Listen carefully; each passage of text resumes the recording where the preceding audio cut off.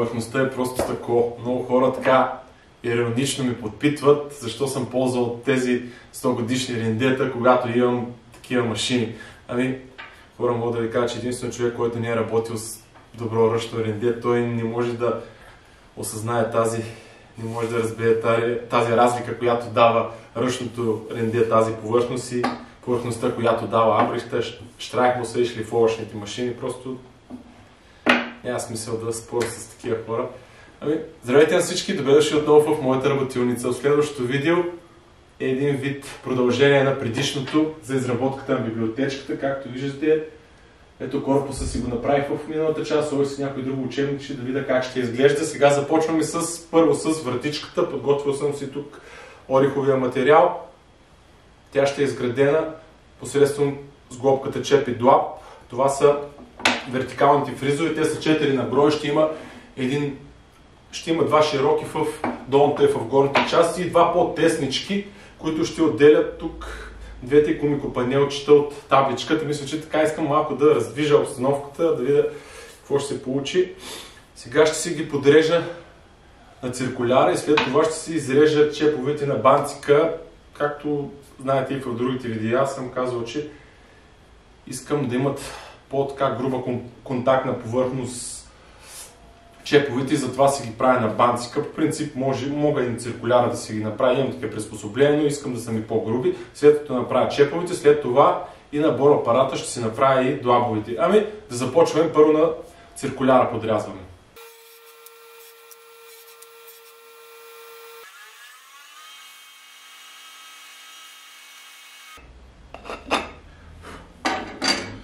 Ето тук съм си направил едно пробно длапче. Пилнах си малко чепчето с пиличката.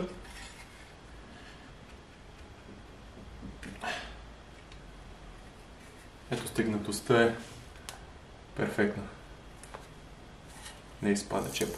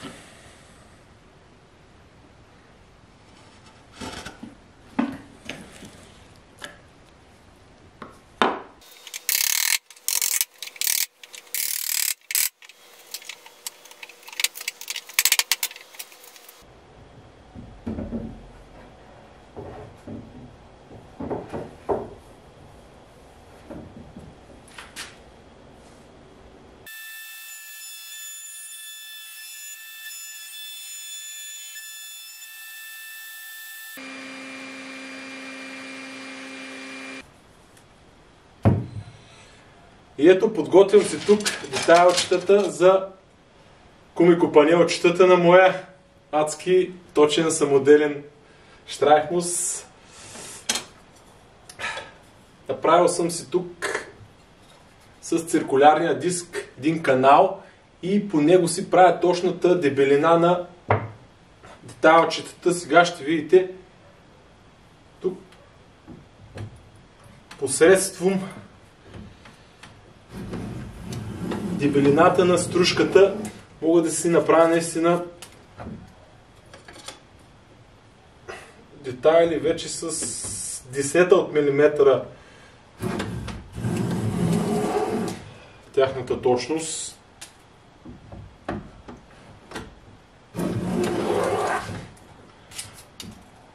Горе-долу мисля, че му хванах така цаката.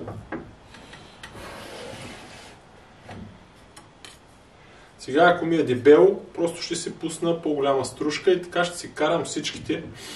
Тая установка ми е тук стационарна.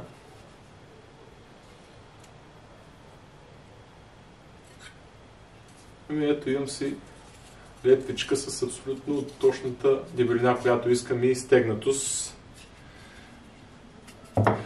Сега ще си ги прикарам тук всичките. Имам орехови, от смърч, по-светлички, от череша, разбира се. Първо ще си направя рамчицата, искам да е от череша тук в двете панелчета. Ами продължавам се тук да си действам и след малко отиваме на циркуляра. Си подготвям и детайлите и каналите за сглобяване на малките комикорамчици.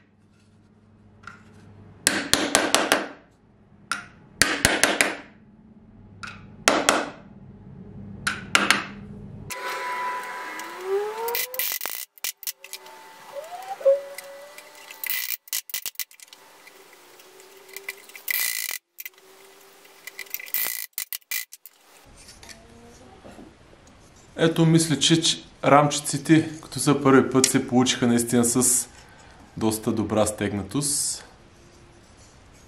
И продължаваме сега с шаблончетата, които съм се направил вътре тук за пълнежа.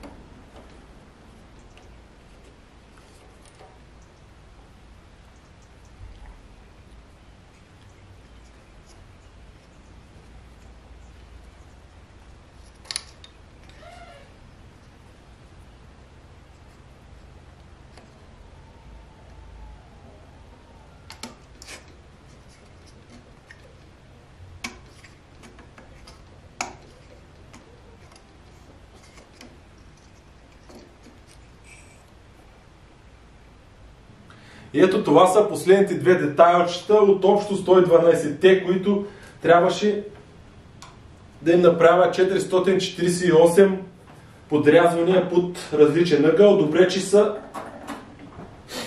тук шаблоните, които се направих. Основните са на 22 градуса и половина, на 45 и на 60 градуса. Сега си ги подрязвам от едната страна на 22 градуса и половина.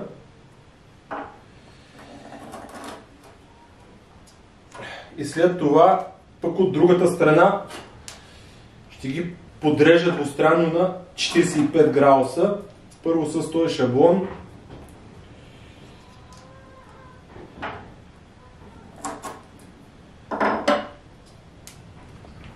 Горе-долу им хванах цаката, но точно за тези малки панелчета ми отне 2 дни труд.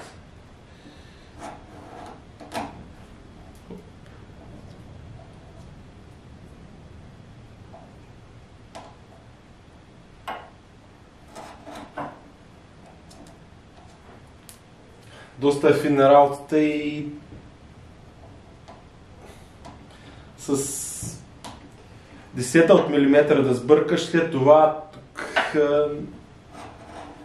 не се напасват добре нещата.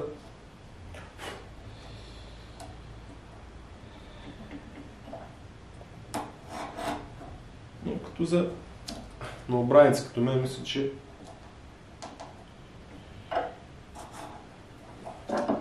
се получиха. Сега ще заключа тук в този триъгълник тези трите детайла. Има един малък, двустранно, може да го видите около 15 мм, двустранно на 45 градуса съм си го подрязал. И той ми затваря тук.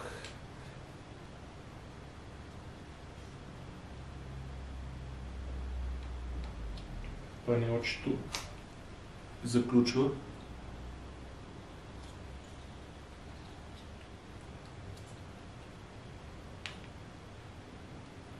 Говорих с един приятел, който са също интересни тези.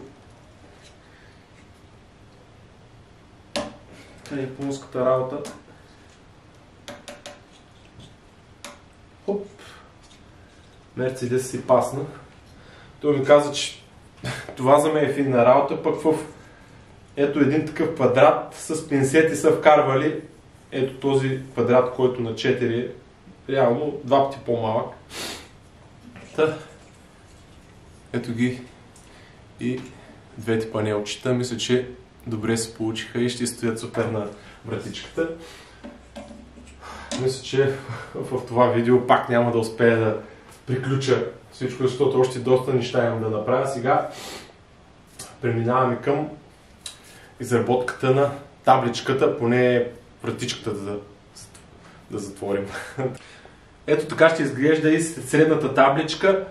От много хубав материал избрах една талпичка, обърнах се огледално и така направих двете парченца. Няма да ги слепям една за друга, а посредством тези черешови папилончици ще си ги съединят двете парченца. Пак да е такъв в азиатски стил. Реших вътре да има скрито осветление в библиотечката и да е с така след като затворя известно време още да свети, тъй като двете панелчица отзад ще са с оризова хартия и през тях ще отразява много красиво светлината. Исках и тук по някакъв начин да отразява и през средното панелче светлината, тук през тази цепка. В задната част пак ще си я затворя, ще видя дали с стъкло, дали с оризова хартия, но ето така ще изглежда. Сега ще си ги вържа вече, ще си ги сложа с лепилци в отворите.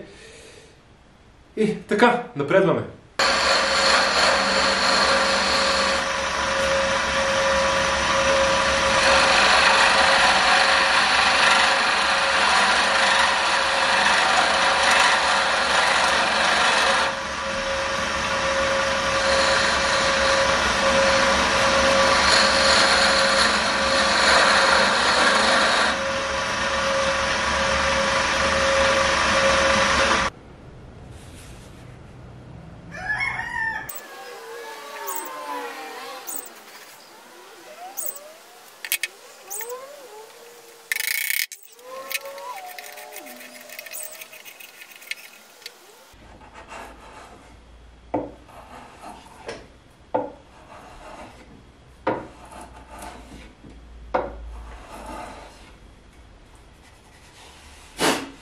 Какво? Ами, ето и чекмедженцето ми е готово. Не можах да видя в учебника как се сглобяват корпуси на чекмеджета, затова импровизирах. Предната част челото е на скрита или полуоткрита, не знам точно как се казва, полускрита или полуоткрита лястовича опашка. Отзад съм сложил по 3 черешови дибли. Всичко ми е подготвено, виждате, за умасляване и след това за сглобяване, но искам да направя така финални проби. Първо ще си сглобя сега чекмедженцето. Тук ги строгованите детайлчета, така пасват си.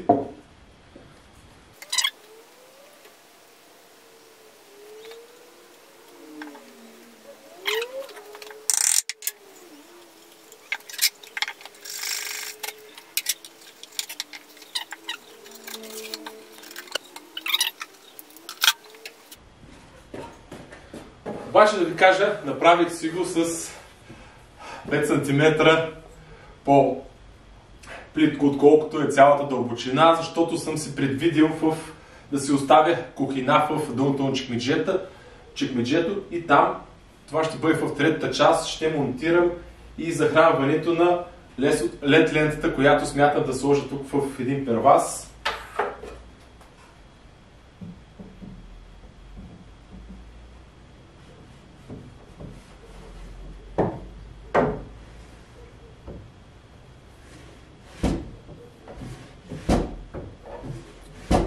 Не знам дали се чува вакуума, който се получава при вадене и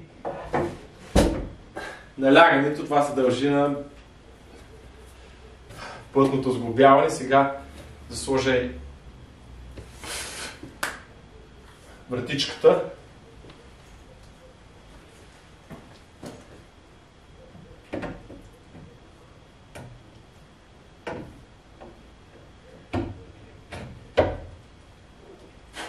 Монтирал съм си тук едно месенгово шнаперче.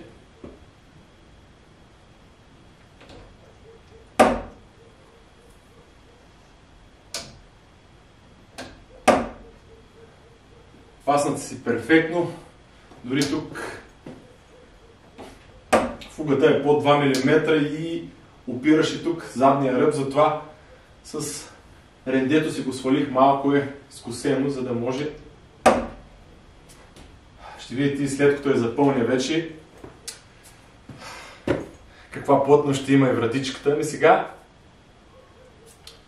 направих една бърза консултация с хората от Осмо. Там са много отзивчиви и ми препоръчаха малко по-различен финиш, доколкото сега ползвах маслото с твърда вакса. Отивам до куриера да го получа и ще видите и какъв резултат ще даде то на красивия орехов материал. Така, финишното покритие, което ми препоръчаха от Осмо, дойде, а именно клароваксата. Но сега, по принцип, си ползвах, знаете, масло с твърда вакса, но хубаво е така човек, вместо да се чуди и да търси информация от различни източници, да почерпи информация от извора. Не случайно и тези хора и те за това там са сложени. Можете и по телефон да звъните и в чата да им пишете. Обясних им как е ситуацията и мисля, че всеки така трябва да подхожда. Те веднага ми казаха, че за моя случай за ореховата дървесина е по-подходяща клароваксата. По принцип сходна е така свойствата с твърдата вакса, но тя е по-подходяща за интериори, специално за така по-цветна дървесина, изкарва по-добре фладера. Сега ще видим и наживо дали е така. Да започваме. Подготвил съм си тук детайлите за омасляване. В случая сега ще си омасля само рамката на вратичката, детайлите за вратичката и чекмеджето в края на следващото видео, вече на финала, защото имам още работа тук по конструкцията, трябва да напасваме едни фалцове. Затова сега ще приключим само с финишното покритие на това тук, което е на работният изгях. И шлайфано, обезпрашено е, шлайфано е до шкурка 180, повече не трябва да се шлайфа. Сега започвам нанасянето на първата ръка, 2 ръце ще се нанася покритието. След около половин час, след като нанеса покритието, ако съм го нанесъл нещо дебело, на места ще си примахна излишното количество и след около 12 часа ще си нанеса вече и пак така втората ръка. Ами, да започваме.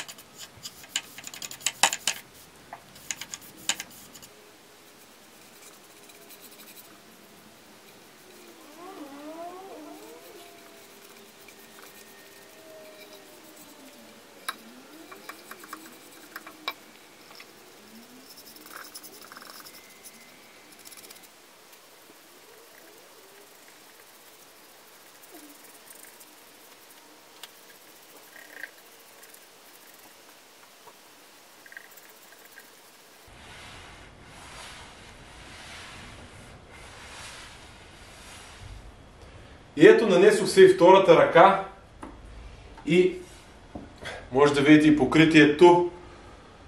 Примахнах си излишното количество с полиращото киче. Направи ми тук впечатление, че втората ръка доста по-малко количество от маслото поема и ако не искате да ви лепне така дълго време покритието, добре е да се примахне. И сега ще си монтирам вече и табличката и комикопанелчетата в рамчицата с перваччетата.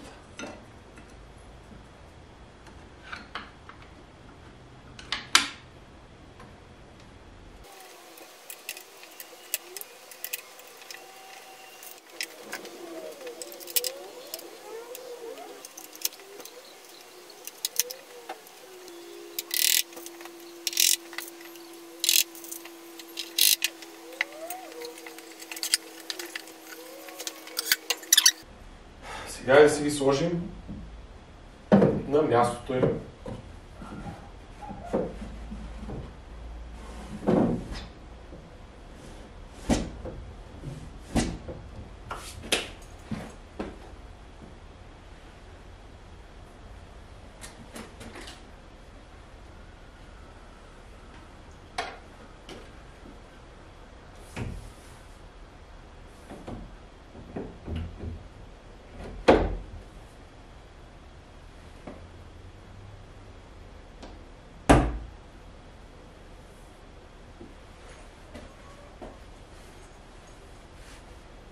Супер! Красота! Вижте просто какво налягане създава вътре, няма как да се тропне вратичката. Друг път съм го показвал. Пълното затваряне. Същото и при чекмеджето.